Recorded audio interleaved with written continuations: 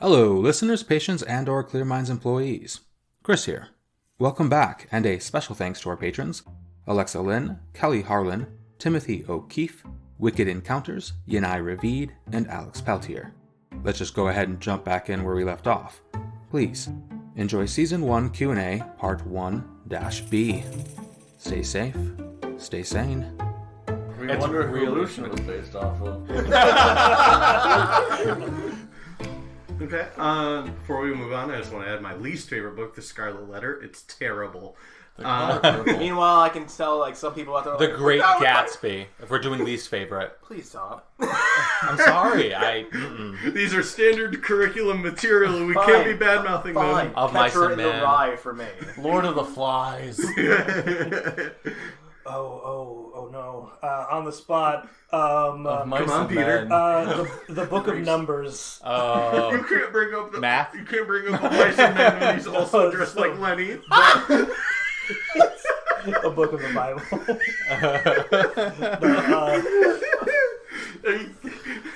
Got on the rabbits, Peter. I don't think you even caught that, Peter. They said that you look like Lenny from the Mice and Men. I don't think so. I accept. He's dressed like him. Okay. That's fair. Valid. Yeah. It's funny. I actually can't choose a least favorite book because any book that I didn't enjoy, I stopped reading. Yeah. That's true. Yeah. So that's why I picked one that I was forced to read.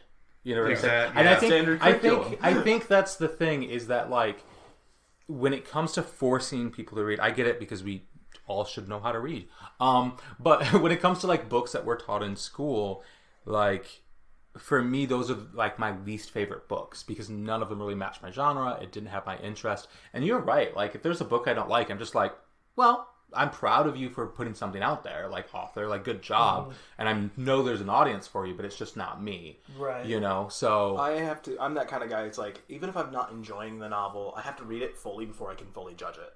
Because as cliche as it sounds, do not judge a book by its cover. I give novels. You're supposed to judge books by its cover. No, you're not. That's why they have cover art. That's why they have cover art. So I feel you because I'm the same way when it comes to like my Netflix shows. I always give a book like 3 to 4 chapters, and I always give like a new show 3 to 4 episodes. Yeah. If it doesn't get my attention by then I'm, like if it doesn't do it for me, then I'm. But what if I have low standards? And besides, Dalton, fair. If a book is all cover and no pages, that's all there is to judge it by. But what if there's no cover and all pages? Get reading. I guess That's a manifesto. Okay, don't read that. I think that was the first edition of Return of the King I read where it was completely ripped off from its binding, so I just had the pages. Oh no.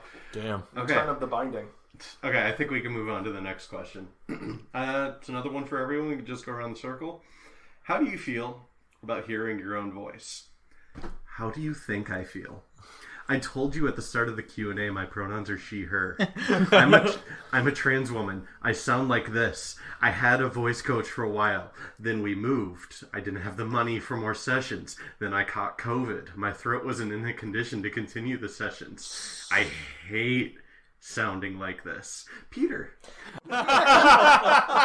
Well, to be completely diametrically opposed, I rather enjoy how I sound on the mic, but it wasn't always like that. So a bit of embarrassing Peter history. I used to have a YouTube gaming channel back in 2015, and that is when I first really started hearing my voice, and I was like, oh no. But once you start editing all of your videos, you just become really used to it, and eventually it just kind of stops bothering you. Well, I mean, maybe not for everybody, but for me, it stopped bothering me. I got used to how my voice sounds to other people versus how it sounds in my own head, and that dissonance will always throw you. Right. And at this point, I'm just like, yeah, that's me. I sound like that, and I am okay with that. Yeah. I love it. We all know you love the sound of your own voice. Yes, absolutely. See, in real life, Dalton is Talbot. Chris is Donahue. Yeah, that's true. Oh gosh, We're all a little done. boring. Yeah. Look, I didn't say it. I didn't say it, Dalton. That would be No. a fun thing to see. Is like out of all of us, who would actually be the characters? Oh, ooh. Let's We'll have- do that custom question after we finish this question. 'Cause I like that one. yeah. Okay, so I just want to blow through this question now. Yes, I do like the way that I sound, but much like Peter, I was not always like that. I hated the first time I ever heard my recording, which was for a poetry class, believe it or not. We had to record a poem and then submit it to the teacher, and then it was played in front of the whole class. Yeah, and that's pretty much my answer. Make sure to edit in some violin music while you're telling this. Oh, Oh wait, there was a sure, poetry sure, class. sure. We got to respond to snapping. Yeah, please do, please do. Meanwhile, Chris now listening to all the snaps, like, oh my gosh, why? Yeah. For me, in my younger years, I didn't like the sound of my own voice. I always thought it was kind of nasally, which it probably still is now because it's winter time and the time of recording. But I realized I'm probably going to hate this because I realized I hate the sound of my own voice, but I am perfectly fine with the sound of my voice as someone else. So yeah, that's You're just attracted to your own character.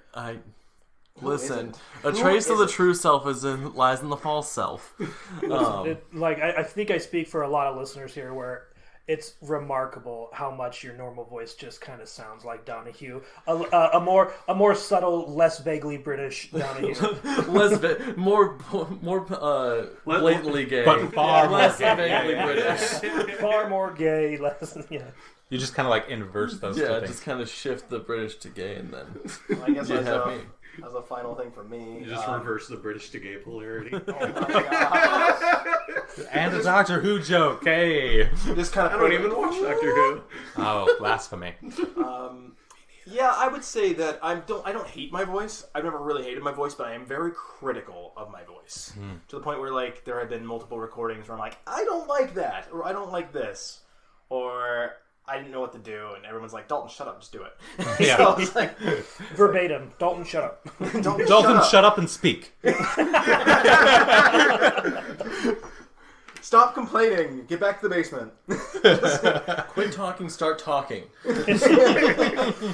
But yeah, so that's where my short answer lies. Okay. Did we want to go through the little Yeah. actor well, character absolutely. swap? Because I've already Well, no. put in. What was his question? What was it again?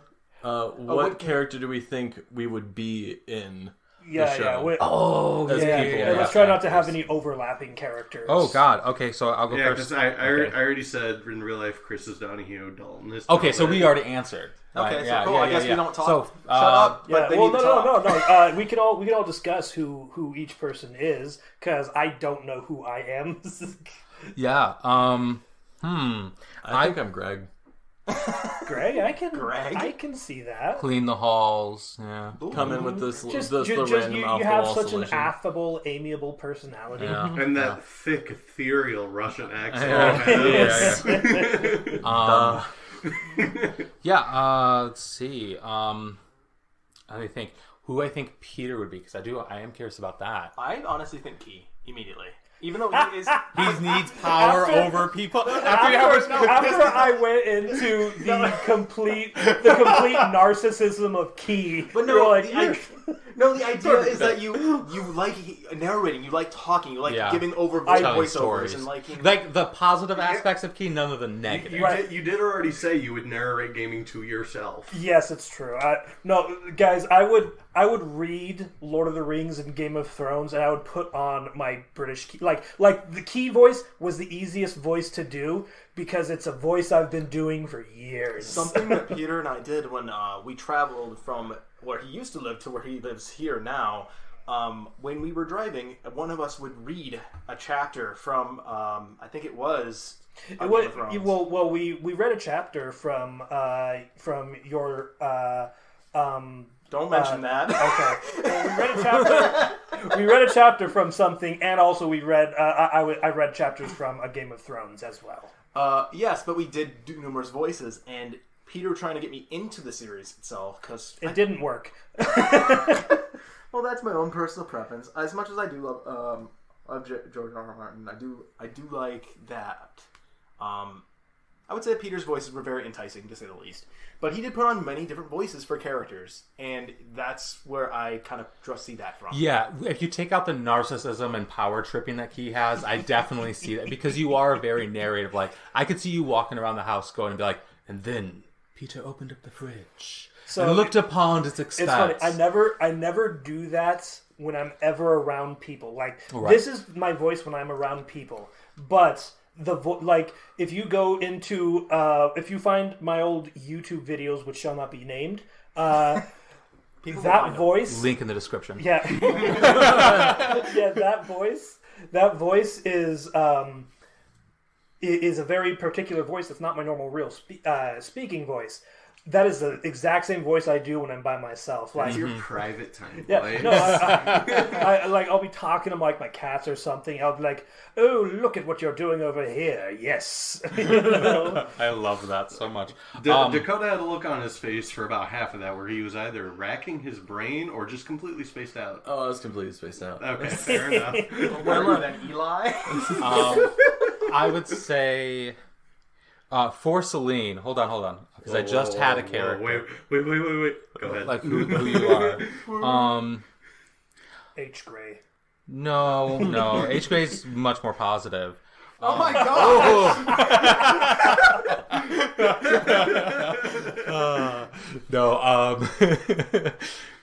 Crap. That's saying something. Okay, so I don't think you're any of the main cast. I don't think you're the core four. I don't think you're Eli, you're not Talbot, you're not Lucian, and you're not H. Gray. So that kind of like reaches over into other characters. The waitress. Yeah, you're the waitress. The barista. Honestly, I would say, like, and this is kind of weird, I would say Juliet Sanders a little bit. Because Juliet Sanders is very to the point and also incredibly clever and resourceful. And I've seen those three things from you, at least, over our friendship. And, yeah, I can definitely see you as Juliet Sanders because, like, Juliet Sanders is just a badass woman. And I'm bad with names. She's the one from the Looping Mansion, right? Yes. Okay. Yes. Yeah, Gwendolyn Manor. Yeah, and then obviously I'm Donahue. Absolutely. Yeah. Yeah, I would say that. Of course. I'm super rich.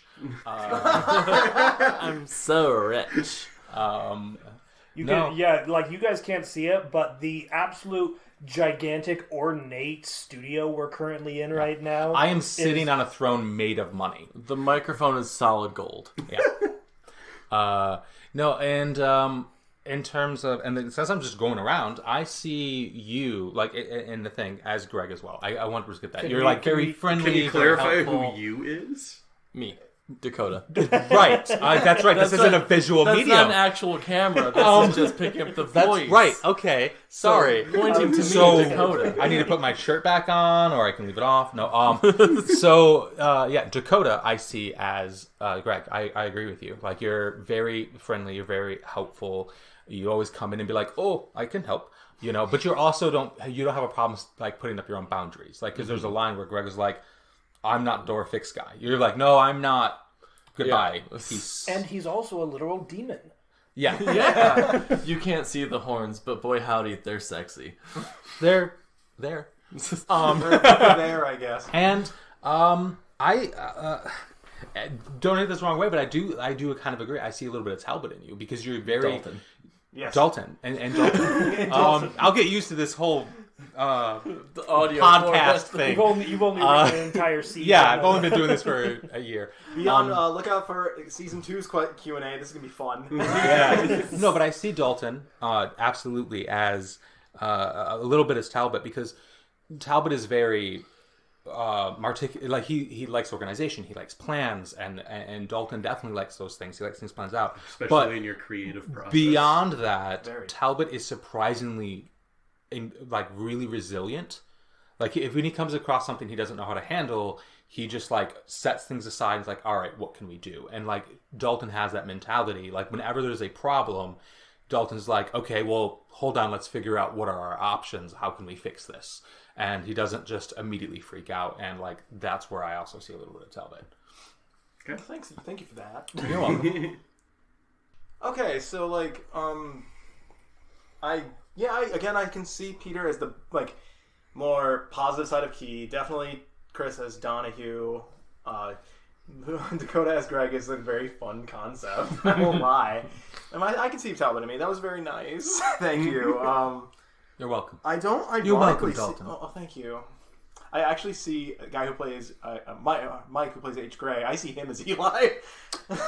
In real life, I see him a mix between the two. Yeah, definitely. You have that kind of that excitement when he's really wanted to talk about something. You get the Eli energy. Sure. And then you have the H. Gray's yeah, I went to a coffee shop later this morning. Right. And it was sad. I didn't get coffee. This aspect of just how sometimes his day can go. Yeah, sure. Okay. I think we're good to move on to the next actual question. This one's kind of open-ended. What is your favorite performance and what is your least? I'm not sure if they're referring to within the patient files. Yeah. Right. Let's say because it would be really weird if we're 20 years ago in Broadway. It would be kind of I really enjoyed Viggo Mortensen's portrayal of Aragorn. right. Well, if I may say, I must say my Roxanne Lawson was probably my favorite performance, just because I do love the transatlantic accent, the way it rolls off the tongue, the speed in which you can do it, and then the veracity of which it is done.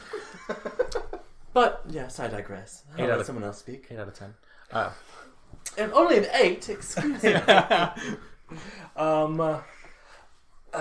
This is going to be kind of a non-answer when it comes to my favorite performance, at least when it comes to the ones that I've given. Because, I love my performance as Key, but it's also the easiest performance. Sure. Definitely the most difficult performance is anytime I voice Olin. Olin is the hardest for me. Really? Olin's harder than Caliban? Caliban's so easy. I love Caliban. Yeah, and I knee-jerk reaction, I want to say my favorite is Caliban, but it might... if I were to choose a favorite for Olin, just because I appreciate Olin the most because he challenges me the most, I would have to say that my favorite Olin performance is probably episode 20. I really enjoyed the conversation that he has with Ethan? Thomas Gardner. Thomas Gardner. Okay. Yeah, Ethan was the name of his, which... interesting memory. You can remember his name, but his fictional character for his That's book, right. you remember. Yeah. The chain unbroken. Yeah. Yeah, but that has to be my favorite Olin performance, which is also the most recent Olin performance I've done, which I guess... No, the most recent was Ghost Olin. Yeah, you're right, in 22, that's right. To be fair, he doesn't appear as often as the other characters, so you haven't had as much opportunity to grow into the voice. Right, yeah, I just immediately start thinking of my next performance being Key in the finale. Yeah. But, my least favorite performance for myself is definitely... just my first performance as Olin in episode 7. I think that is when and it's not just because of the voice being different, but also I just think that I understood Olin the least. And honestly, if I'm being honest here, I was I kind of viewed the patient files at the time of my first recording as nothing more than just a gig, I wasn't too terribly invested in it at that time. And then as I got to know you specifically, Chris, more, and then got your passion, and then I actually went back and started listening to the previous episodes because I hadn't up to that point. Right. You're just I'm here to do a job. Right.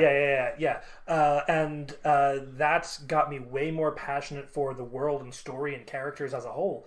And that got me more into Olin and really helped form who Olin is now. Yeah. So that's why 7 is my least favorite performance. That's fair. Mm-hmm. And that was also a really taxing day because that was where all of the voice actors came together for the first time, and there was a script reads. There was again, I was still new to this, so I didn't quite understand how much time that would take up and how to organize these events, and I'm still learning.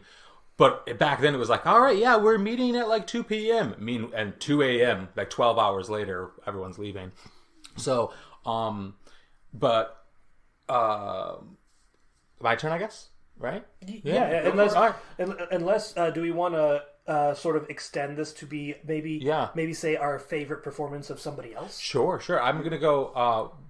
Who's your favorite performance of someone else? Just don't do least, because that sounds really. I hate everyone's voice. Yeah. Looks at me. My least performance is you as Talbot. Yeah. One of my favorite performances has to be H. Gray, and I think it was episode 12, in his conversation with Noah. Specifically when he says goodbye, Noah. Yeah, that's my favorite too. I think that is like such like a vulnerable, emotional line read from Mike. It gets me every time. I really enjoy that. Yeah, absolutely. That is my favorite moment too. I honestly felt my heart drop when he delivered that, and I heard it for the first time. I'm like, oh, that was good. My feelings. Yeah, that's a good one. For me, my favorite performance, ironically, it's more of my favorite performance because I would love to do this character again. Jessica from episode 2. She was so sassy. Her life was a mess, but she was just all like, and I had the fanciest of dinners, chicken nuggies and bottle of chocolate milk. Like she was just so upbeat. Don't knock the nuggies, man. Yeah. The nuggies. And honestly, she wore it as a mask to cover her pain, deflect with humor. But I loved that idea of that character. So I'd love to reprise her at some point. Not saying that she's going to come back or anything, but that was one of my favorite. One of my least performances, I'm going to say, is episode 1 and 2 Talbot. Whenever I hear them back, I'm just like, oof, I could do so much better. I really wish, You've grown. Yeah, absolutely. So kind of similar to where you're coming from. Those are also kind of where my greatest performances lie. In terms of favorite performance, it is so hard to pick one because everyone here does such an amazing job. The barista is the good job, Celine. No, but everyone does so well. Every time we have a recording, I'm always blown away by everyone's performances, and they just do so well. If I had to pick a favorite patient file that I had in terms of how someone performed, the episodes I constantly come back to and re-listen to is episode 11. I come back to a lot. Dalton, you did a really good job there, and I also come back to episode 3. I really loved the David Snyder. You did, Dakota. You did really well switching between a storyteller that is trying to get you involved, but also then also just random menacing monster. It was really good. Episode 3 is one of my favorite episodes. Yeah, 3 is really good. I have a fun name for that episode. Yeah, the rave demon. And then for also Caliban, I was blown away. Keep in mind when Peter did that, Peter did most of that in one take. I think you only had to snap 2 or 3 times. You were so into character, and it was great to watch, and then great to edit and listen to. I remember the day he recorded that. It was Kevin and myself in the room. Kevin is the voice of Toby and Greg. Yeah. And Peter did that. He didn't preface or say anything about Caliban's voice. He's like, I've been working on something. Yes, and then he does it in the room. It's silent. It was just amazing. Everyone was jaw drop. Oh my gosh! I looked at Kevin. I looked back at Chris. I'm like, I had no idea this is awesome. Yeah, it was really fun. Thank you. Well, we all know my favorite performance. My least favorite is probably Wait, what was your favorite performance? Roxanne Lawson. What? He did crazy. start Who's that? The rising star of the 1920s, the one who shook the heels of death itself. I just wanted to hear the voice again. Go on. Yeah, my least favorite was You haven't had probably me, darling. You soon will. episode 5, I think it was. It was the post Marshall. I was so used to doing like the helpful prospect for Marshall, and then there was like, now do a different old man voice. I'm like, this is the only one I know. And so I had to really kind of like drudge the depths to pull up the scared old man that I knew I could be. You did very well. Yeah. Thank you. But my favorite performance by someone else, I would have to say, probably Kevin, right? Mm-hmm. Yeah, Kevin. Mm-hmm. Kevin's Greg has always just been a fun like performance. Yeah, he has a lot of humor and like lightness. Yeah. To what should be a frightening character. Right, and like he's just the juxtaposition of character to personality, and then like his timeliness with showing up in the plot is just always so. He's so charming. Yeah, So charming. yeah, very charming. Kevin does a great job. But yeah. Yeah. I think it was even Kevin's idea. I could be wrong here because my memory is definitely faulty. I think it was Kevin's idea to randomly do it in Russian. Yeah. Mm-hmm. Because originally I did not write Greg to be Russian. I was like, I'm going to throw a demon filter on. It's going to blah, blah, blah, blah. He's like, I'm going to do it Russian. And he just like did it with a Russian accent. And I was just like, keeping it. It was perfect for it. It was his humming. He started out speaking Russian, and then he was like, okay, it's got to be in English. Okay, so... yeah, it was crazy. Yeah. Turns out that he's a spy, but it's fine. Yeah, it's fine. Dalton? Oh, man. Okay, so we also heard my favorite, which is... Peter's also his favorite as well, which is Mike's delivery to Goodbye, Noah. Again, that was such a fantastic delivery, fantastic performance. But I guess I started at the very end of the question with somebody else's, so I'll start there. Which I just did, so now I'll go back to me because I'm cool like that. My favorite performance of mine, probably, I think it was episode 21, which is the banter between Eli and Talbot. Oh, you're old? Yeah, no, there was like, I think it was like, this person looks just the same age as me, Eli. Yeah. Just like yeah, he was like, wow, she looks old. She looks around my age, Eli. Yeah. Or the other one, is that healthy? No. That's also kind of on par with in episode 13 when they're running through the halls. It's like, they're like, can you? I think. What did you exactly say? This is getting so old, or something like that. I was like, can you? Shoot, whatever. But it was the delivery for Eli was like, "You guys are old." Yeah. Can you slow down a bit? Yeah, something. Like it was something. You guys are old. It was just a fantastic delivery. Yeah, because it was Juliet and Donahue who was like out of breath, and Eli's just like, "Wow, we've only been running for 20 minutes. It's fine." Eli, the track star. Yeah. So really quick, before you say your least. The reason why I think that's a really fun performance is because that's the first time I think that we saw Talbot and Eli like actually somewhat bond. Mm-hmm. Because up until that point, Talbot was always like very like keeping Eli at arm's length because like it's a child and like to push him off on Lucian all the time. Yeah, but like you babysit, like the blocks got better. But my least favorite is what apparently everybody else likes. But I feel it's an insult to a certain type of group of people in this world, is Noah. Like, I feel my least favorite performance is Noah because I do lisp, specifically on a couple of words, and I hate it every time I hear it.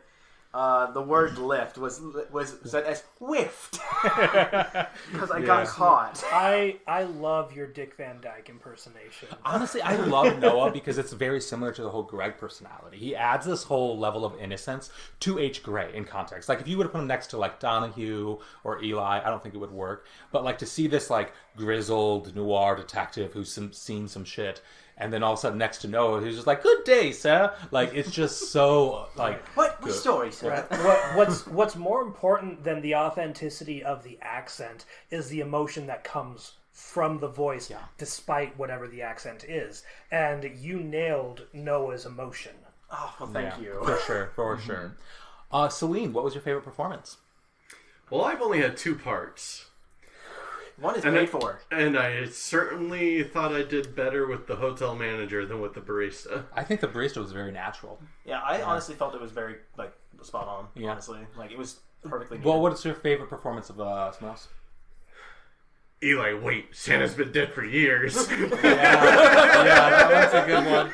That was fun. Another one that I know you liked was the No in episode. Oh 13. yeah. When Talbot said no to the mold. Yeah. Oh, chills. Yeah, that was pretty good. So, something that I cry often about that was cut from the Christmas episode. Yeah. I don't want to spoil what it is because I'm pretty sure it's going to be in a blooper reel. Am I correct? It may or may not be. I mean, you can go ahead and say it. Okay. Yeah. I just wanted. I thought it might be fun. I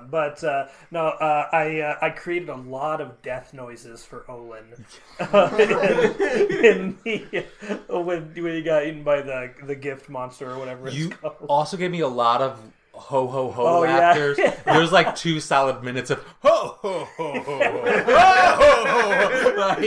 Yeah, I because I knew this was a silly non-canon episode, I just got really silly with it in the recording booth, and it was a lot of fun. I remember editing that episode, and Chris was like, "Wait, you're done already?" Just straight on through. Yeah, it was good. It was a good one. As it only appears in non-canon timelines. Wait, what does that mean? What does that mean? Death. Implied, because can't. I think I changed my mind. My favorite performance wasn't Roxanne Lawson. Roxanne Lawson was a lot of fun to do. I think my favorite performance was the crows in episode 13. Oh, yeah, you had so much. That's actually a fun thing that people might not know. Yeah, like Dakota for the longest time, and even I would say still currently. Like I've done a few, a couple of people here have done a few, but Dakota does most of the monster noises or noises that like I can't find in a sound library. So like the crows, the minotaur, the cock. Oh, that's the cockatrice. Let me think. I'm finished with the word. Dakota does an excellent cock impersonation. Oh yeah, the cockatrice. But then the reason I stopped the word halfway is because that's not on the main feed. No, it is. It is on the main feed now, right? Well, drop episode 1. H. Gray 1. If you haven't, you guys have no excuse not to listen to H. Gray episode 1. Yeah. That's true. In H. Gray episode 1, he does the cockatrice. He's done a lot for H. Gray investigations, a lot for the patient files. Mm-hmm. The first time I did a monster was the tumor monsters, I think, in the season finale. Yep. Yeah. Because I forgot to ask you to do that. I know. You dropped the ball, As Chris. I was like putting the episode together, I'm like, oh, I guess I have to do it. Oh no. Yeah, I take great pride being the in-house monster. Yeah, you are such a monster. Oh. No, you're gonna kill your voice. No, don't. It's probably not even getting caught. No, it's not. You have to be. You have to be like for that noise. He has to be like 3 inches from the mic. Dakota is currently hitting dog whistle pitches. Yeah. Anyway, That's I think impressive to be honest. I think we're good to move on to the next question. What was your favorite episode and why? For me personally, my favorite episode, I've got 2 actually off the top of my head. Episode 11, the one with the guy that eats himself in the cabin, as I expressed in the favorite type of horror. Things like that just really make me stop and be like, oh, that's happening. And I don't know, I just really appreciate something that crosses a really brutal line like that. Mm-hmm. And then the other one is the one, I think it's episode 2 with the depression mold. Yeah. Yeah, I really like that one. Yeah. Yeah. I'll get into why with the next question. Okay. Peter. Oh man, this is a tough one. I'm gonna struggle not to say many episodes. Maybe I can make it easier for me if I divide it between like my favorite standalone episodes, my favorite episodes that I'm in, and just overall like favorite ensemble episodes. Okay. But like for standalone episodes, honestly, like 3, 5, and 6. Mm-hmm. For context, 3 is the David Snyder. Mm-hmm. 5 is Harper Warren with the girl who can see attachments and gets. And 6 is Cody Moore. Yeah. With the briefcase. Yeah. And the briefcase is such a cool concept. Yeah, that episode was like way more popular than I expected it to be. Taking credit. Right.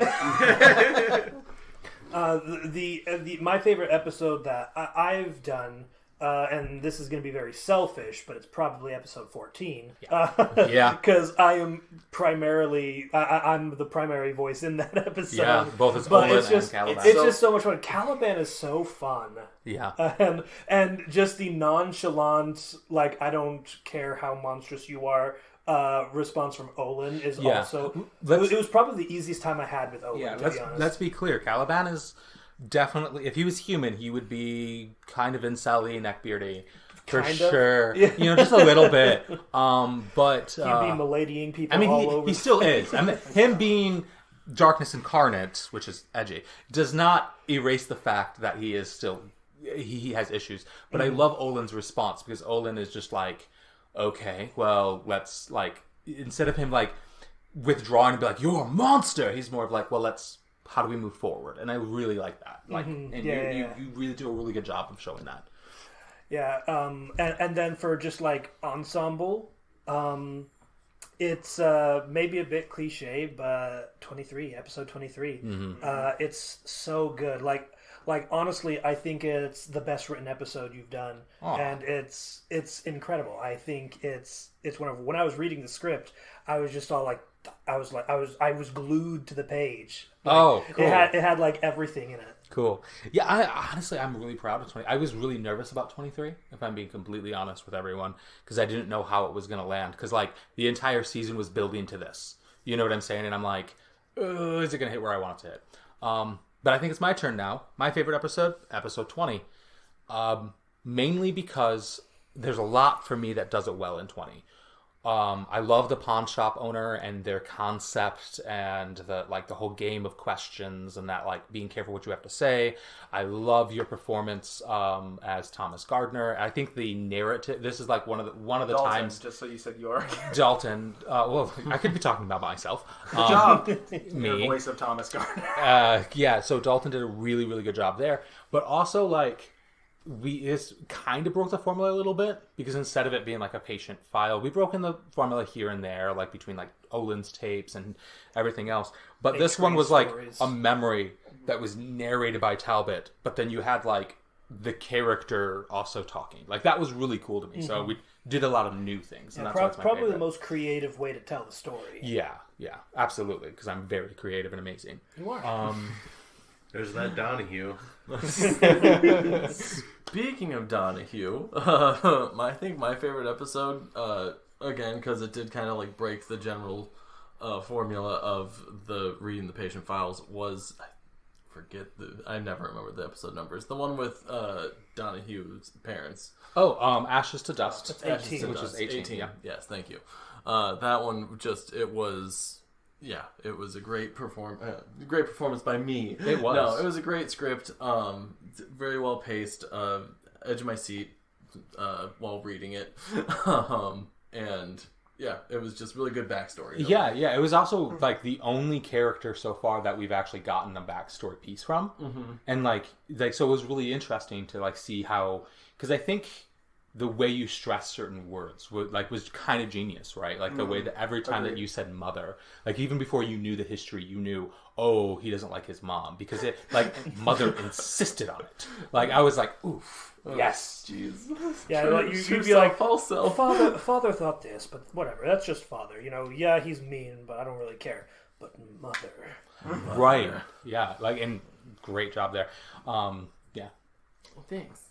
Oh man, I have to choose a favorite episode because I'm in the same boat as all of us here. Like, there's so many great performances, so many great scripts.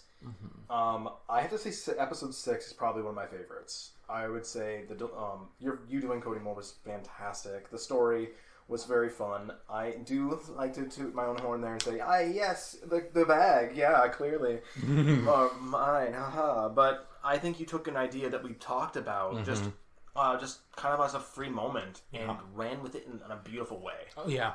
Your delivery, specifically to when you referenced Cody Moore's wife originally, when he was losing the ring, was something or well, he's about to lose the ring, was just so passionate, so real, and that was such a good moment. Yeah, and even in the script, I went off script because in the script he goes, it was supposed to say but he goes, it's supposed to say Rebecca would understand, and then later says my Rebecca. But I was so caught up into the moment, I thought like he would say Becca when he means it like endearing. So it was like the Becca would understand, like it wanted to take memories of my Rebecca. Like I got really into it. So thank you. Mm-hmm. Yeah, the idea that the episode focused on losing more than just yourself at the cost of more than yourself was just something amazing. Yeah, and the message there is pretty good too, which is like, what is the point of all these material things, winning a lotto, getting a nice car, etc., etc., if like at the end of the day, anything that is of real value has to be eaten to obtain it, you know? And that's to me a commentary on billionaires, you know, people who have so much money. There's no ethical way to become a billionaire, so like, or to even to stay one. So in order to get to that point, you have to eat away at things that matter, and how destructive that can be. But yeah, I think that's pretty good. Okay, next question. Which monster / creature of the city would you, the voice actors, think you could overcome? And which ones would you hate to encounter? Oh gosh. 0 and all of them. Like I said to the last question, I would get on to this one of why episode 2 is one of my favorites. The depression mold. Mm-hmm. I feel like I could beat the depression mold because I do it every fucking day. Yeah. Then does it have you really beaten it? It hasn't swallowed me. Yeah. That you know. I've got my own issues. We all do. Not But me, I shut up, Chris. Shut up, Chris. Keep But talking. while it may not manifest supernaturally, I've got that Talbot defiance in me. I absolutely refuse to let them bring me down or define my life or experience. So I think I could take the depression mold. Mm-hmm. What creature would I hate to encounter? Well, it wasn't really a creature, but I'll stick to the favorite episodes I listed. I would hate to wind up in the situation of episode 11. The cabin. Yeah. That's Having to resort to auto-cannibalism, that's terrifying. Yeah. Yeah, no, that is pretty Also interesting. Like, I'll try a little bit. Like, you know, like just a really little close, further. Mr. Talbot. like it's not something coming after me. Because, like, if I get on Donahue's bad side, I'm dead. Yeah. It's over quick and painlessly. Ooh, well, maybe. Because he did point out that in his backstory that, like, even though it happened quick, it wasn't painless. Like, you felt everything render and fall to ash. But still, regardless, if it's something after me, the Minotaur is just going to bash my head in. Sure. Like most of these things will kill you relatively quickly. Yeah. But there's just that added level of terror when it's something you're forced to do to yourself. Right. As a heads up, listeners. Oh, it stopped. There was a car alarm, and we could wait for a car to pass, but we can't really wait for a car alarm to stop. So that's if you hear that, we're sorry. If you don't, what car alarm?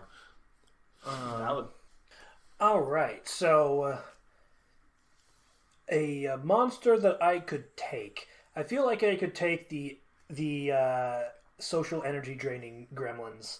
Like because I'm naturally introverted anyway. So there's nothing for them to drain. They'd starve.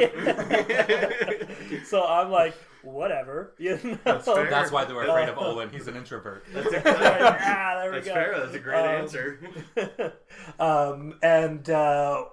So a monster that I would hate to run into is Harper at the end of the episode, where she just for shits and giggles, like will snap people's attachments, just to see what happens. Yeah, you know that I would be terrified to come across. There's nothing you can do with that. There's no way you can fight that. Yeah. Just one day you no longer give a shit about your mom. So the phrasing is encounter Marshall. I would have encountered Marshall already in a body. I'm fine. No, but for a real answer, which one do I think I could take? Ooh, run it through my head. Honestly, the pawn shop owners. You know what I'm saying? That one, to me, is a safe one. Yeah, they have very you could strict play the rules. word game to get out of it. Yeah, the word game to get out of it, and if I have to give up a memory, you know what I'm saying? Like, they seem very cordial. It's not like they were stopping them from leaving. You know what I'm saying? It's more like, if you want this is what you have to give up. And so at the end of the day, if they're like, we want your most treasured memory for, like, this answer, I could be like, nope, and just leave. Like, there was the threat came as if you broke the rules, it seemed. Right. They don't even seem to mind very much if you don't end up, for lack of a better term, buying anything. It's like you seek answers. Yeah, yes? because when No, H. not Gray really. asked the wrong question and was all like, "Where is Dr. Olin?" It was like, "Oh, that's not a good question. We can't answer that one, so bye, I guess." Yeah. They well, I'm sure they would love to. They don't really seem to care about that. Yeah, and they didn't like lie and give him, so yeah. No, I think I could easily take them. Things I would hate to encounter. You know which one I would actually hate to encounter? The Dark Grays. Like, so it was in the mid-season finale, Catalyst, and I think it was in part 1. So the Dark Grays are the things that show up, and they are speaking in a twisted version of H. Gray, but they're repeating all of his insecurities and those guys, all of his self-hatred. Yes, because we all have, or at least me, have like self-loathing moments or moments where I lay awake at night and be like, I can't believe I did that in middle school, how cringe. But like, to have to be confronted with, like, it's one thing to hear it internally, but to have it confirmed or confronted to you, your true darkest stuff would be so hurtful. Like, everything else, I would either be dead or maimed, and I feel like I could grow from that, become stronger or get better. But like that, you could grow stronger from dead. Yeah, you can. I have. No, but like, I'm either dead or I'm alive, but like, I went through something traumatic. But this is something different. This is like an attack on a personal, deep level that like is hard to confront. You know what I'm saying? Like that to me, I would hate, I think. I mean, yeah, I could take the Minotaur. No. We're talking in a fight. Oh, you mean fight? Yes. Oh, Wait, what did you think? What did you think he thought? No. I'm so confused with what you mean. Please explain it in graphic detail. In fight. Let's see. Honestly, probably the Scarecrow. Just rip it open. It's just a bunch of crows. I mean, but now you have to deal with a bunch of flying I murderous personally would be crows. terrified of a murder of crows trying to attack me. Yeah. You can just get into a phone booth. That's a reference. Or get a big old burlap sack, put it over the And Scarecrow. you just rebuilt the Scarecrow. Yeah. Just like putting layers on, he won't get out. It just starts looks like if you ever been in too much winter gear. So it's just like hobbling at you. Just a Christmas story. Yeah. Just keep putting burlap sacks over it, and the crows won't get out. The monstrosity that I would hate to run into, both in the city and real life, probably the cops. Oh, I didn't even think about that. Well, the real life, yeah, but like I didn't even think about that because that would be that is. You would actually never be able to know. You wouldn't even think you thought them. Yeah, that'd be pretty scary. Yep. They don't seem like forgiving types either. No, you'd be put on a list. Not to mention, even that. if you did pick a fight with one, you're already dead. Right? They have there's so many of them. Why are there so many of them? What are you talking about? There's only a couple. What are you talking about? Yeah. I don't know. I guess for me, I could take the cultist from 19. 100%. I could 100% take them. Were they monsters though? Weren't they all victims that came together and started a cult? They summoned a rift. Oh yeah, I guess they use magic, and that would. I don't. Oh, that's a different question. But go on. Sorry. What? Don't. We'll get there, I guess. Yeah. No ADD brain. But go on. But I think, one, there are people who are a group or a collective going towards something that is bad. Sure. Roughly, H. Gray kind of describes it best. They're bringing a ton of people who are going to be witnessing something new from the city together in one place, and that's a bad idea. Yeah. So yeah, I could 100% take them. They're just people. That's true. Yeah. They're just people doing something really, really bad, and I think that's easy to comment. Yeah, but the one you end up having to fight is like really jacked. I have to fight Sarah. Yeah, Sarah, by the way, bodybuilder. Now the crack? No, I can't fight that. The thing I would, between the cops as the encounter, no thanks. Or Donahue, just in general. Like, Sure. It's like, as you said, get on his bad side, I'm gone. Well, that's also the dangerous part about Donahue, because it's not even just if you get on the bad side, gone. Donahue will manipulate you, and like he will use you and make you think we're really close friends. And Okay, calm down. first of all, I'm more like Donahue in real life. If anything, it's very telling. Like the moment that they no longer have a use, they're gone. Listen, guys, the door to the basement's open. Go! I didn't have a use to begin with. I'm not even on his radar. Good call forward. You weren't even considered an option. Oh, ow. Oof. Oh no, I'm so hurt. You know who else I could take? I could take Key. Oh yeah, just throw him. Yeah, no, it's like the minute Key asks to edit the story, I'm like, No. get out of here. No. But like, no, you realize that about him, but you carry him around anyway. So he's constantly trying to like if you give me permit, no, I'm good. Like just It's like, no, keep doing what you're doing. yeah, I like the narration. Give me some theme music while you're at it. Oh, you gave him permission to edit in theme music. Oh damn it! No. See, I guess I would do bad against Key. Maybe I shouldn't have Key. Okay, I think we're good for the next question. Yep. How does information get into the city, such as the internet, TV shows, Earth history, etc.? Okay, this is headcanon stuff, so if whoever wants to start can start. Well, I mean, we've already established that the mailman can bring things in and out of the city. Sure. So I would like to imagine that a lot of media can just make its way out through that way. Yeah. Yeah. The internet also exists. Yeah, Eli has a YouTube channel, so who's to say this rift stops the internet? Sure. So there is an actual answer to this, which will be discussed in season 2, as a heads up. But in terms of headcanon, yeah, I mean, just maybe, like, in terms of headcanon, if people can travel through the rift, why not information? You know what I'm saying? So there's that. Is that the right answer? You have to listen to the next season to find out. I mean, like, the city's still there. Is it confirmed that that these questions will be answered in the next season? Yes, absolutely. Oh, actually, this is one of the main questions. One of the first questions that actually gets answered in season. I think it's pretty early on. It'll get answered. More about the city and its functions are learned in season 2, if that makes any sense. And if it doesn't, it will. So stay tuned, everyone. Yep. Okay, next question. This is another go around the circle one. Can you fight your own character? Can you take a barista?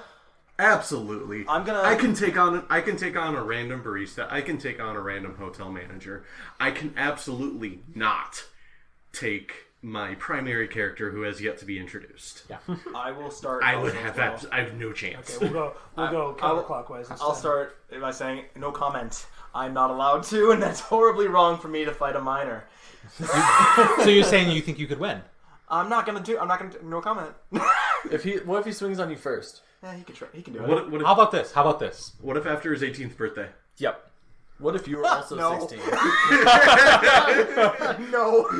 What if you were also 16? Could your 16-year-old self fight Eli? Only on edginess, maybe. They would have an edge off, you know. Oh, Eli is the least edgy teenager that ever existed. Yeah. He's like he actually is. He's so bright and so like. It's clear that he he spent a lot of time raising himself. He's reverse golf. He'd use He's Taco like jutsu, he's like Monkey D. Luffy in terms of positivity. He definitely watches a lot of anime. Yeah, like you can tell. I guess an anime battle, maybe. My favorite thing that someone said once is like, okay, so these people are reading files, right? I'm like, yeah. I'm like, what about Eli? I'm like, what about Eli? Like, well, he read 11, right? He said he was practicing his voice. He's read 11. I was like, yeah. So he chooses to speak like that? from a voice actor standpoint, yes. But no. I mean, no, right?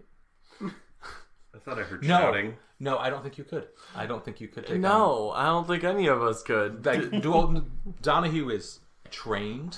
Mm-hmm. He has destruction power. Like, no, you couldn't. No, listen, I went to public school. The place that he almost went to. The place that he almost went to.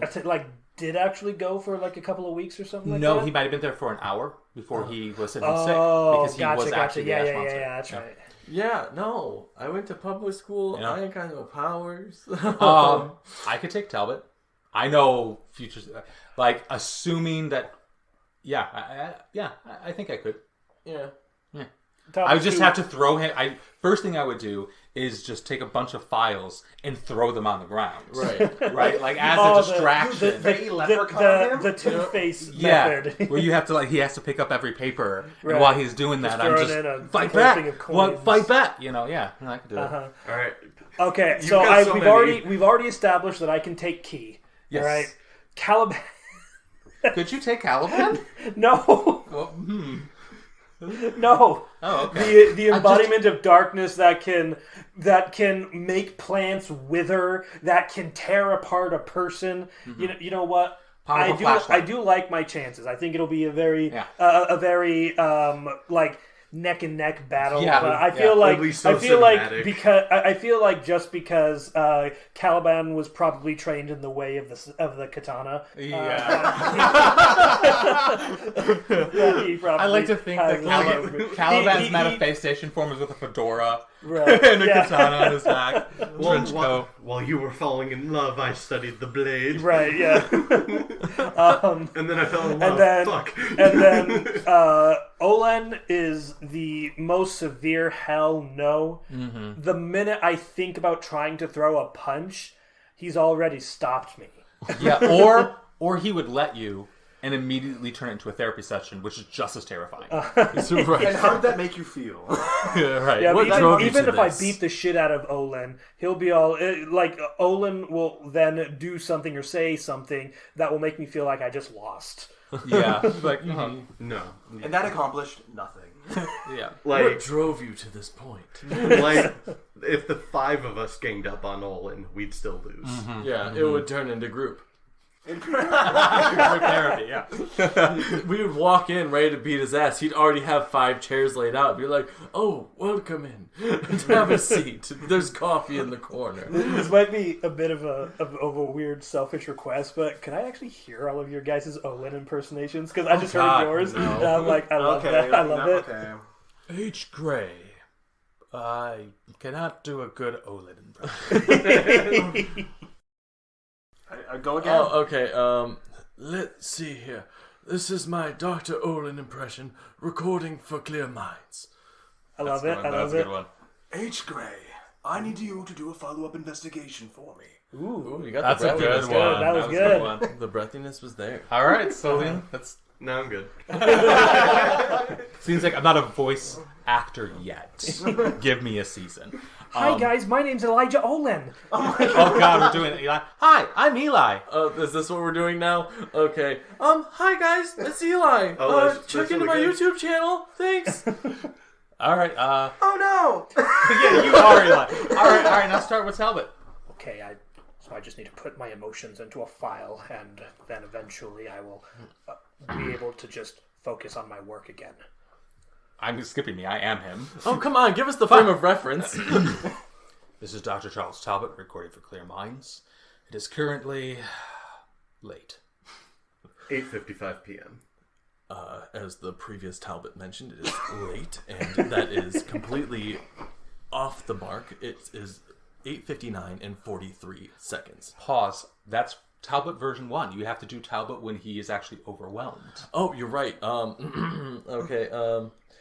What do you mean? What do you mean this it can't be explained? Everything has to be explained. So, something can't be explained, that means it can't be real. And if it can't be real, then that means how can it be real if it can't be real at the same time? Oh, I'm horrible with Talbot. Okay, let's see. No, it doesn't have to be that way. You should have just said no. No. The classic Talbot. No, if all you're saying is no, you got to put some intense smolder on it. No. Yeah. No. I could poke fun and be like, that. Or that. Yeah. All right, He also loves his... No, that's a good point. Okay. All right, now I think we Donahue. can move on. Oh, Donahue. we gotta do Donahue. Yeah, we Donahue. haven't done vaguely gay British. Yes, of course. This is definitely how Lucian Donahue always speaks, which is, of course, myself. Take it away, Lucian. Thank you, Lucian.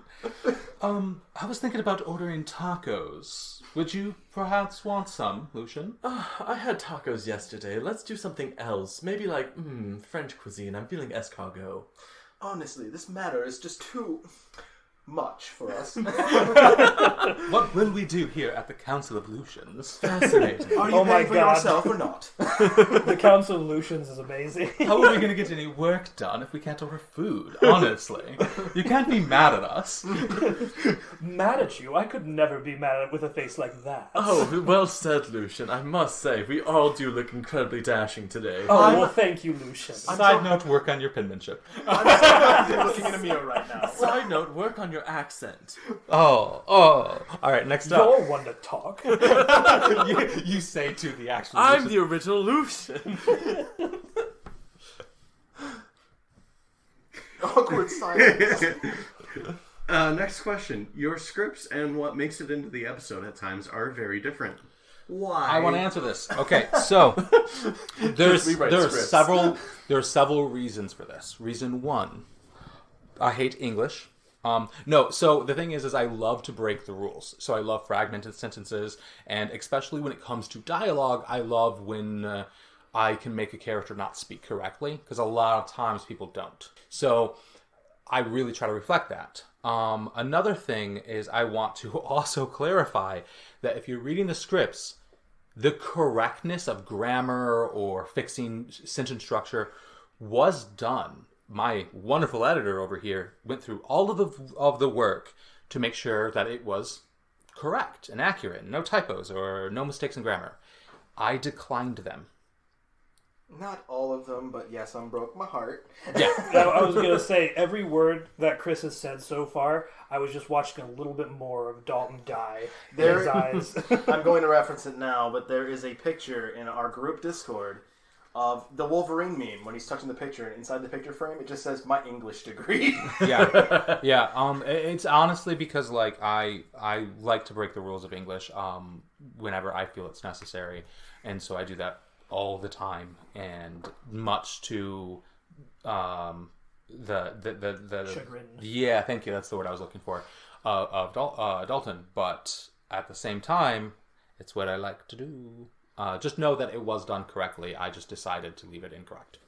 Barring maybe a few typos here and there that might have slipped past both of us, but that's so rare because we're both amazing. Well, there's also the matter that you've expressed yourself of over time the voice actor will come to understand their character better than you do. Yes. So while you may write it one way, the actor may go, I think it sounds more like Donahue to phrase it like this. Yeah, that's actually another good question. There have been plenty of times where like I'll write the script a certain way, and then of course the voice actor would be like, one of the first interactions of this was actually with Lucian Donahue, who in the original script it was when Eli was first there, and he was like, me and the child can hang out.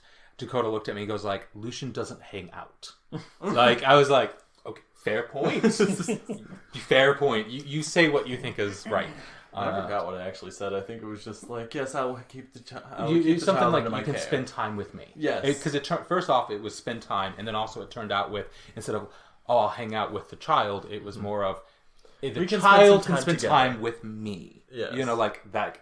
That's the great part is the child gets time with me. Yes, he learns from the best. Yeah, exactly. Season 2 incoming. The next question is, do you do this full time? Oh yeah, no. I honestly, I wish I could. Like, I really wish I could just write and voice act and sound engineer a lot. But this is expensive, and we got bills. And I got bills. So if you want, me to do it full time, there's a Patreon link you could click on and help us out. Yep. Tell everyone you know and everyone you don't know about it, and then tell them to join Patreon as well. Just slip the link from Spotify onto like just general like news feeds. Just slip it right there and just say nothing. Just say it as you do. Print out the link and post it around town. Find a local college, even if you don't belong to it. Just go there, post it on board, and Create leave. a QR code of the link.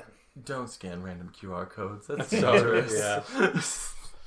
Scatter flyers from an aeroplane. Okay.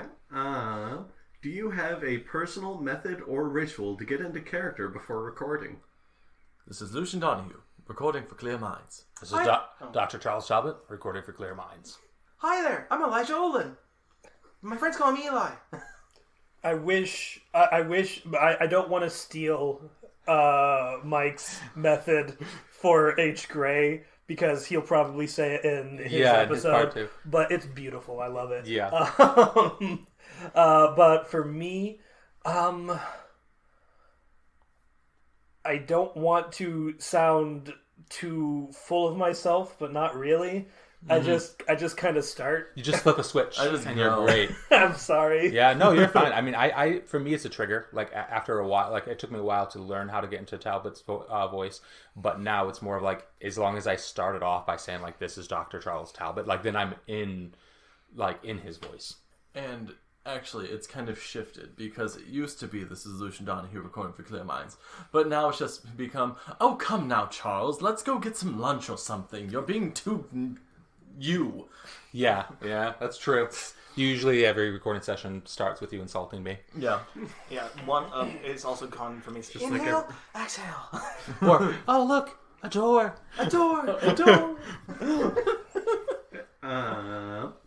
How long does it take on average to make an episode? However long it takes for the episode to come out. Yeah. No, so it depends. Writing, for me, a day, maybe 2 to write an episode. Maybe 2 if I'm not feeling great. I can write pretty fast. But getting everyone together, doing all the recordings, then doing the sound engineering, that in of itself can take anywhere between a week to 2 weeks, because I also work full time. He's being modest. We can crack one of these bad boys out in like an afternoon. You're not supposed to let them know we have the entire series done. It's already backlogged, baby. It's all set in the queue. He paid us up front years ago. Yeah, luckily that was like, I think when like gas cost $0.25, so like I made a killing. For legal reasons. That was a joke. This was all in jest.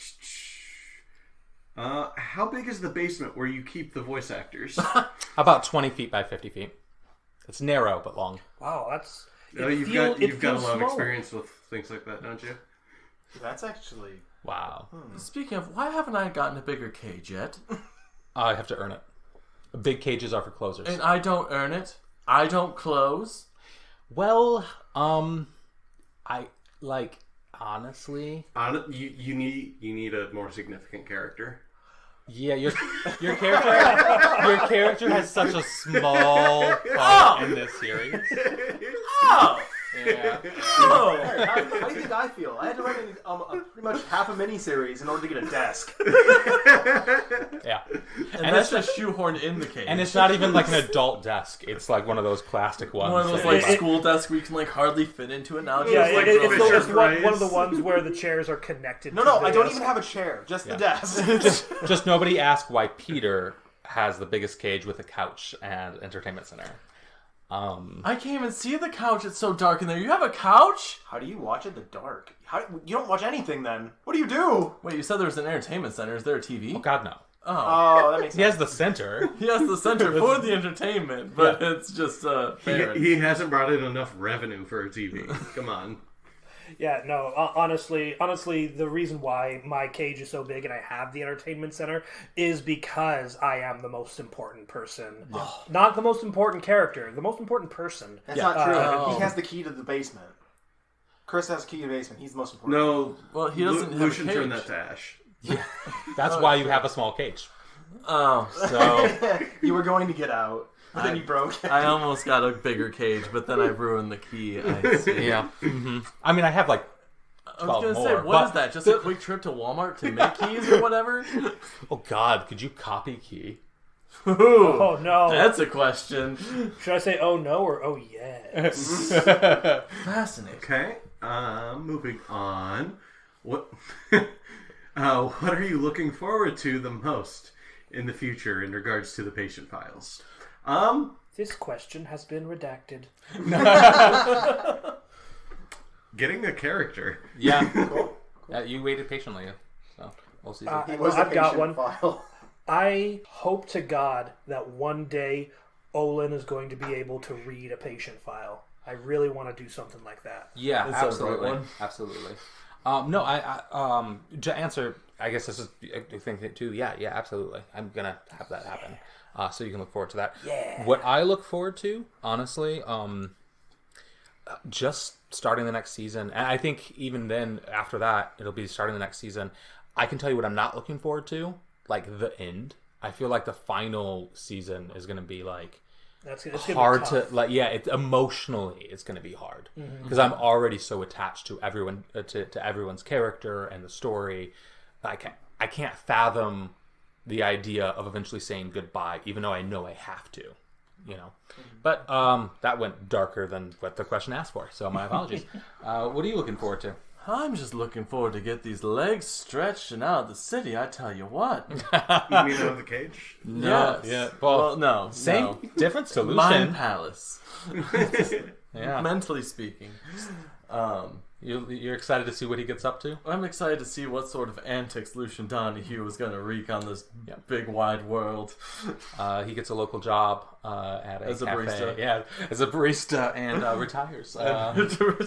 The season just starts out with Donahue singing "Don't Rain on My Parade." We'll meet again by, God, what's her name? Doris Day, I think, maybe? I don't know.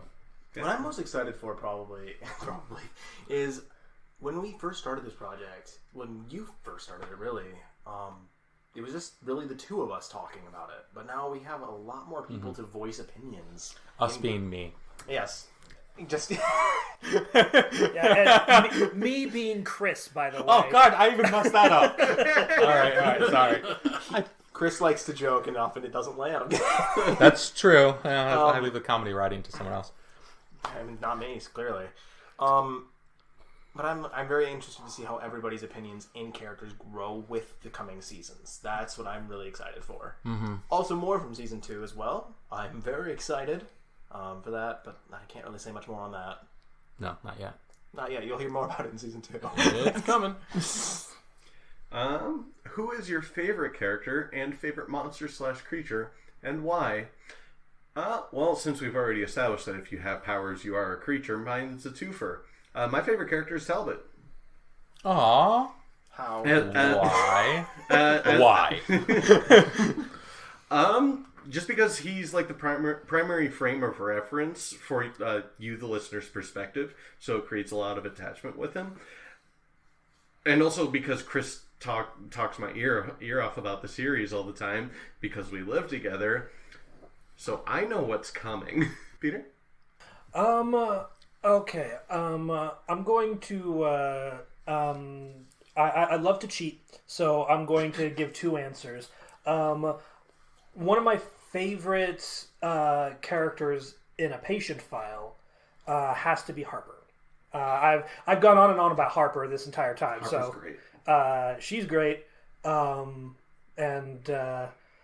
love her power. I love her mentality. I think she's just a really cool character to get into the head of. You know, establishing that anyone with a power qualifies as a creature kind of neutered this question. No, I think because we can cover both with one character. Yeah. Well, For me, I'm gonna answer bad creature and good creature. Okay. So I'm gonna give 2 as well, like you did. Oh wait, you had wise. Yeah. I wasn't finished. I'm so sorry. How dare you interrupt me? I'm the one that cut him off. I'm sorry, Peter. I will forgive you all this time. Yes, this time. No, but honestly, my favorite character is also Charles Talbot. Wow.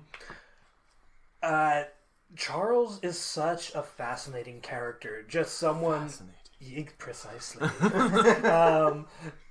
Just someone who is in such denial throughout the first half of the half of the story, and when his entire world comes crashing down, you see the strength that Talbot has in going forth with it, but you also see the layers of denial that he keeps coming with him because he constantly puts his emotions into a folder.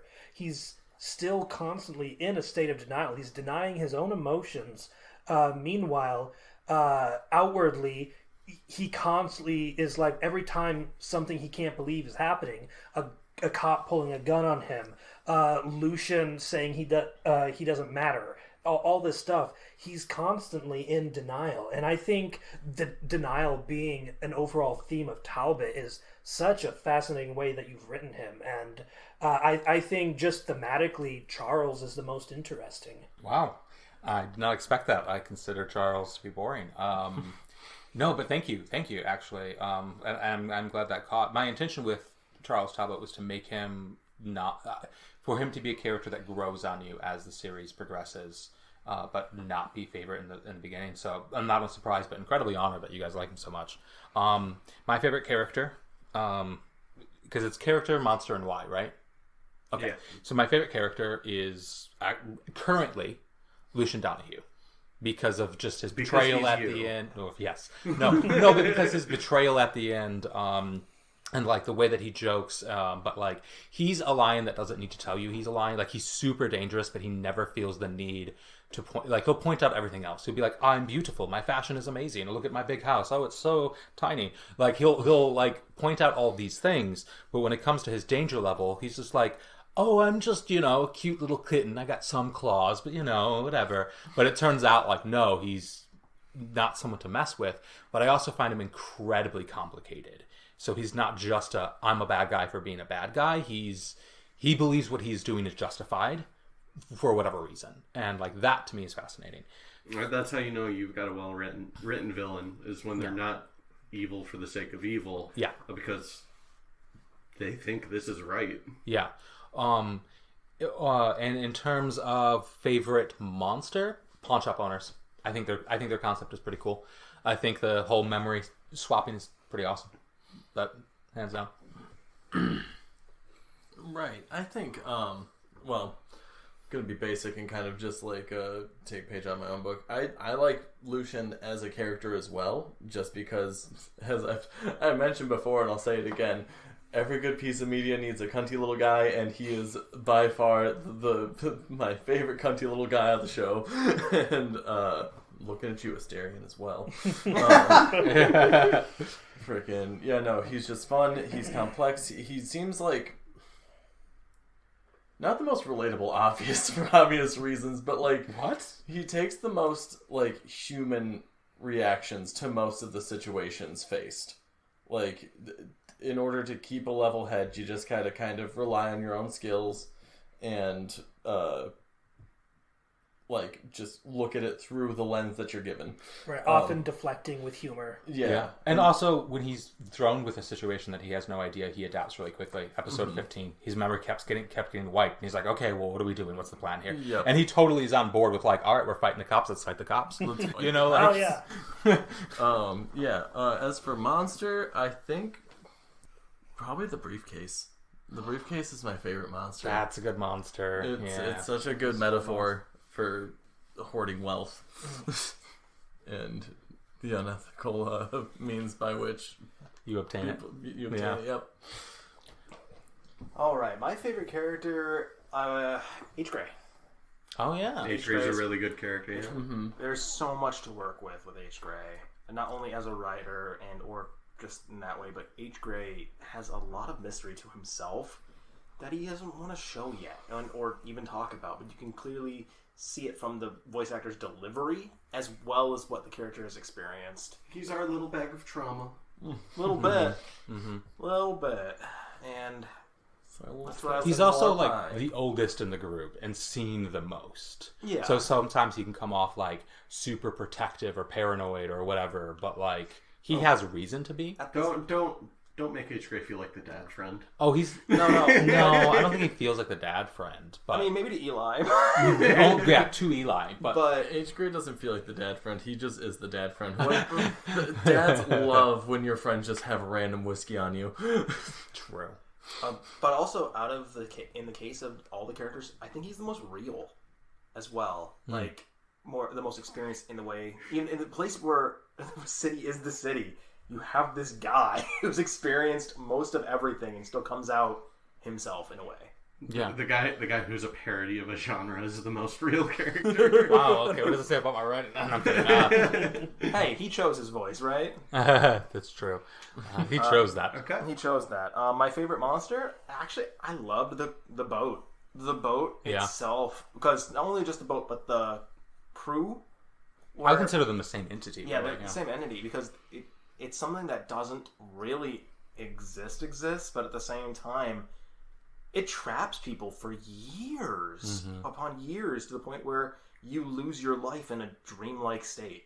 Yeah. It takes you, and you have no course of action against it. It's kind of like a microcosm of the city, in a sense. Yeah. In a lot of ways. Okay. So, I like that. Good answer. Okay. Next up, what is the biggest difference between your character and you? Well, my character not being introduced yet, you wouldn't have a frame of reference to base this on, but I'm not even half the bitch that they are. Maybe. I haven't written them yet. Maybe I'll just match them to your level of bitchiness. Peter? All right, well, for Olin is just... He's way more put together than I am. He's a man... Hold on. He's more put together. They have talked at length about his office being messy. Yeah, he's more put together. Yeah, listen. Being put together is not the same as being organized. Being messy and organized. Yeah. Talbot disagrees, but go on. Talbot is not very well put together. Messy room, tidy mind. No, but he is someone who clearly has goals, plans, passions, and pursues them with abandon. And has the power to achieve them. Yeah. He is someone to not trifle with, and I am none of those things. Particularly pursuing with abandon. Yeah. Like I pursue passions. I'm doing this, but I could trifle with Peter right now. He won't do anything about it. Correct. You guys have been doing that pretty much the entire time. They've constantly been kicking me in the shins this entire recording. And the face he makes, hilarious. Yeah. I'm on the opposite side. I can't comment. But yeah, and as for Caliban, well, I feel like Caliban is very self-explanatory. Though I find it more interesting to talk about similarities between me and Caliban. Oh. Particularly similarities between... How you view women. No, I'm kidding. Hold on. Similarities between how Caliban is and how I was in my 18 and 19 age range. Yeah. Because I was definitely 100%, and I'm not even bothered admitting this just because it's such a different person from who I am now, but I was definitely a lot more incel-y way back then. Oh, wow, yeah. Well, good on you for admitting that, and also, I couldn't imagine that from you. Out of it, yeah, I'm proud of you. I could not imagine you that way, because you are so, you're so chill and understanding. And guys, I used to own a fedora. Oh. Well, we have a job opening here at our... I'll see myself out. I drove. Where are you going? I don't care. No. Okay. So for me, differences between Talbot quite a bit. I have my anal retentive qualities, and I like certain types of organization. There are things that I drew on from myself to write Talbot, of course, but he is way too uptight for me. He doesn't differences wise. He doesn't know how to have fun or let go, whereas I'm a exist in chaos kind of person. What do you mean? Writing an itinerary is the most fun he's ever had? Yeah, sure. Had he messed with the margins? So It's a joke gift. yeah, exactly. Yeah, I think that's the biggest difference. Like, obviously, powers and stuff aside or whatever, I'm assuming it doesn't need to be mentioned. But other than that, from a personality perspective, I think another big difference between me and Talbot is that I accept things that I don't understand. You know, if I'm like, oh, I don't get it, but that's fine. I don't have to. You know, whereas Talbot has difficulty with that. Instead, he was like, if he's given the choice, he'll just go into denial. You know, and he's just like, oh, if I can't understand it, I'm just going to go into denial until I can. You know. Mm-hmm. Oh, hi, yes, Dakota Hamlin, voice of Lucian Alfonso Donahue. It's canon now. Oh, God. I'm poor. I am very poor. I do deflect things with humor for talking similarities, and I do have quite a silver tongue, but no, I am very poor and very unskilled in most things, actually. But you are incredibly sassy and feminine. Exactly. That's where we do share and are akin to one another. But, yeah, no, it really comes down to the tax brackets that we're in. That's the biggest difference. And you, listener, can change that. For a mere Christ. I think that's like 6 times we pitched the Patreon. For a mere $10,000 a month. I would also like to, The Lucian as Donahue another tier. difference, I would like to emphatically describe the lack of homicidal tendencies from one Dakota Williams. Oh. Well, I mean, wait, we're talking about differences, not similarities, right? Yeah. He's very murderous. Yeah, Okay, sorry. I get real bloodthirsty. I'm just kidding, but no, that's a good point to bring up. Dakota hasn't killed anyone. I haven't killed anyone yet. Almost one time, but that was an accident. And for legal reasons, we're going to cut you off. Well, I might have. There's this one time in store. Anyway, I cut you off. We mean we're going to Hold take on. away your drink. I honestly think that Eli's too chaotic for me. I think that's our major difference, is that Eli and I... Eli will be like, yeah, an idea, and run with it. And I'll be like, I need to figure out if this idea works first. Hold on. let me pull up a spreadsheet. I gotta get a map done. I like to plan things out. I don't think Eli does. I think he just expects to wing things a lot more than not, and that's not how I go about things. I like to see a really nice opinion on it first. Similarity-wise, though, I think the energy to meet tasks, though, I think that's fine. I think energy to meet tasks, fulfilling them is where we differ. Okay, next up. What can we expect from you in Season 2?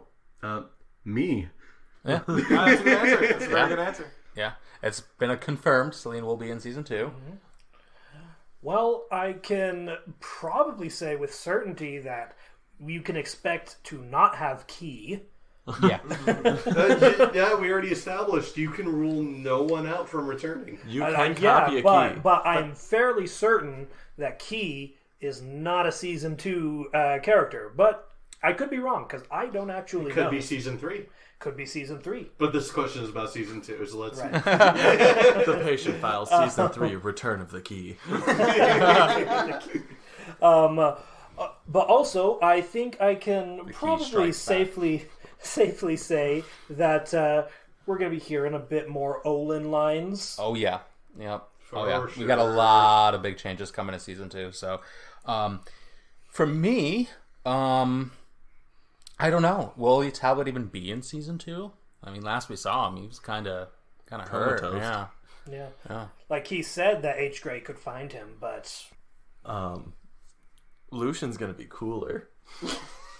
I don't think that's possible. He's unshackled now. He's unhinged. He's free. that He's was always been already- unhinged. He's free from the constraints of the city. He's a new boy now. Yeah.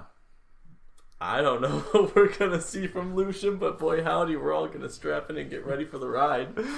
I'm in the same boat with Eli, hanging out with Lucian more, I guess.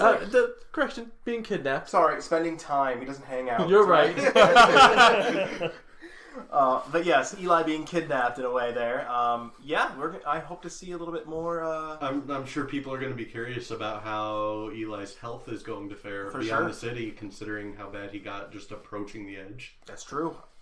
We don't know what will happen to Eli, so You're just going to have to wait for season 2 to find out. Dragon corpse. There's dragons, man. Next up, what advice would you give your characters if you met them? Absolutely nothing. My character is so much more than I could possibly be. There is nothing of value that I could provide them. Oh, you could teach them how to game. They don't strike me as a gamer. Maybe. Nothing of value. Gamers have value. Well, for Key, the advice I would give Key is Don't die, bruh. is Stop talking. I was like perhaps learn some restraint, and that can get you very far. Just a little bit of restraint. For Caliban, I would recommend Caliban probably get out more. And not in the stalkery kind of way. I'd say he gets out a lot. He gets out, but like just meet up with people that you don't intend to murder. Meet a nice shadow monster girl. Yeah. So you would tell Caliban to touch grass? pretty much. I mean, honestly, from last we heard with Caliban, that's what Caliban was attempting to do with Olin. But with the threat of death, of course. But, but he's still doing it. Yeah. But what advice would I give Olin? Be faster on getting the milk. Yeah. He's all like, just choose a brand of cigarettes, please. They finally find Olin who's just at a gas station. I don't know, but the Marlboros do have a strong... I've always been a Silver Stark. A group of baboons is a Congress, and a pack of camels is the reason my dad left. But seriously, I would say that my advice to Olin would be to get out of work mode every now and then. Don't always be in work mode. That would actually be the same advice I give to Talbot, because Talbot is always such in work mode that he often will overlook obvious things. Like, there are plenty of time. Talbot has information that has come across information, like with Lucian specifically. Lucian in the police station was like, what would Olin do? And Talbot's like, why would you mention Olin? But then he immediately, when he got back to the office, got so much more into work, and he granted a lot on his plate. But if he were to step up a couple of steps back, he would be able to see things more clearly. But he's so laser focused on his job. Talbot forgot he had Key. Yeah. Yeah, literally. It's true. Yep. Oh, you said you would tell Key to stop talking so much. He spent half the season not talking. I didn't say for Key to stop talking. I said to learn restraint. Yeah. I said to stop talking to Joe. Oh, Dalton said it. Okay. I would advise Lucian to chill the fuck out. Unburden yourself with the responsibility and the immense weight of all that wealth, and just give it to me.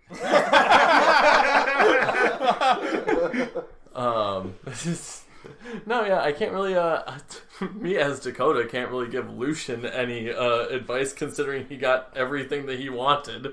I mean, Lucian does know how to get shit done. He's again. Public school. Maybe not treat your friends like disposable tools. What friends? Fair. Never mind. Moving on. Make some friends. The advice I'd probably give Eli,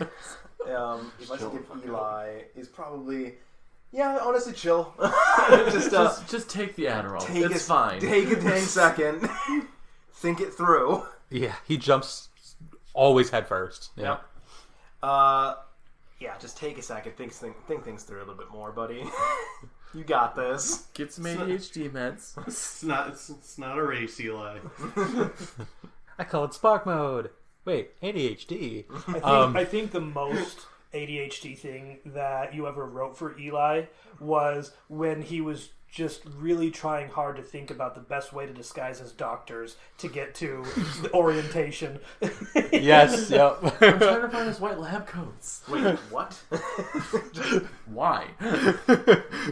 So we look like doctors for orientation. I just like the ad-lib of, sorry, Mr. Talbot. It's fine. Yep. just made it in there. All right. Aside from the patient files, what do you do in your free time? Gaming. And more gaming. Free time. I need more. What is free? Yeah. It's time you don't pay for. Yeah. No, I mean, I pretty much do this. I work, go to school, and I do a little bit of artwork here and there, and yeah, that's my life. So sleep sometimes if I'm lucky. Yeah, I've had like within the last couple of months much less free time than I am used to, which has just been great. But for that time, I occasionally play video games. I sort of play a little bit less and a little bit more every now and then. I think I'm starting to get a bit more into gaming again. But oftentimes I can just be so tired that I'll just it's kind of depressing, but I'll just like watch some videos on my phone and then fall asleep. Yeah, we're all like 30 plus. Free time is a precious commodity. Yeah. Usually my free time goes to studying some sort of new indie tabletop RPG because that's where my nerdities lie. Yeah. Other than that, playing board games with friends, playing other tabletop RPGs, more widely known ones, cleaning my apartment, hanging with my cat, Look at you having a life. Cleaning your apartment. and hanging with my cat. Well, I have no idea what that's What is like. that like, Peter? So All right. That was the last question. I guess my Mondays are to my Oh, apartment. we're You going have, over you have Dakota's a schedule. Holy shit. Talbot loves you right now. It's okay. My free time All right. doesn't matter. So right. what is Dalton's free time? Oh, that's right. I'm sorry. I skipped all. It's okay. No, I'm fine. My free time, honestly, I lack much of it as well. Between tabletop gaming, I game mainly on computer as well. I teach. I have 2 other jobs. So between 3 jobs and that, and this, like, my free time goes right out the window. I consider this like my free time because I actually have so much fun with it. Yeah, but I that's did too. aside from patient files. That's right, they did say Aside, aside from But they did say that. Oh no. Quickly, end it. He sleeps every now and then. Yeah. I don't like it. I hate sleep. Honestly, if I Sleep could, I would is get rid of wonderful. sleep. If I could just stop time, sleep during that stop time, and restart right back up, I'd be fine. Episode. No. I'd get rid of pooping. I love pooping. No, see, I like my naps way more than I like pooping. Aren't you glad you joined this Q&A? Okay, and that was the last question, so we're going to end What it a off there. dignified last question. Yes. As this show started, it ends with shit. Thanks everyone so much for joining Q&A Part 1. Stay tuned for Q&A Part 2. This was with Peter, Chris, Dakota, Dalton, and Celine, and we're going to get the rest of the cast in Part 2. So if you had questions for the rest of us, you're going to have to stick around, wait till then. Otherwise, if anyone has some social medias they'd like to share and connect the fans to some of your own personal content. Yeah, please follow at Patient Files Pod. We do a lot of. We don't do a lot of fun stuff, but me and Celine like to tweet things every now and then. So go and check us out. Yeah. Also, if you'd like to try to find my YouTube channel, I'm not going to tell you what it's called. You just have to find it. Okay. So you can find me nowhere. No, I mean, I don't really have socials. The only social I would consider is the Patient Files pod. Other than that, like, I don't really have And the anything. Discord. Oh, and the Discord. Yes, join our Yes, Discord. join the Discord. Absolutely. Yeah, you Come can, talk to you us. can find us on Discord. The links that we post on the Twitter do include a link to the Discord. Yep. And that's where we got most of our Q&A questions from. Yeah. So if you want to find an avenue to fit yourself into part 2, that's where you go. Yeah, aside from the Patient Files Discord, the only social media I regularly use is actually Tumblr. Yeah, so find me That at... tracks. Right. Jumpin' Jehoshaphat, that's JUMPIN-JAHOOSAPHATS. And likewise, I'm nowhere as well. Patient Files is our only social media presence. No! Well, that could change. You know, we do need some of that. And amazing... we've plugged the Patreon enough. I wasn't going to do that. I was going to say I need some free time, Chris. No. Not at all. Back to the basement we go. Yeah, you used up all of your out of the basement time. The clean air was nice, at least. Oh, you think this is clean? Relatively You got the speaking. filters It is on clean. sale. It is cleaner. Yeah, it's cleaner than the basement. But thank you. Yeah. Thanks for joining us. So, Thank you. Yep. Bye-bye. bye. Lovely talking. All right, get back to the basement.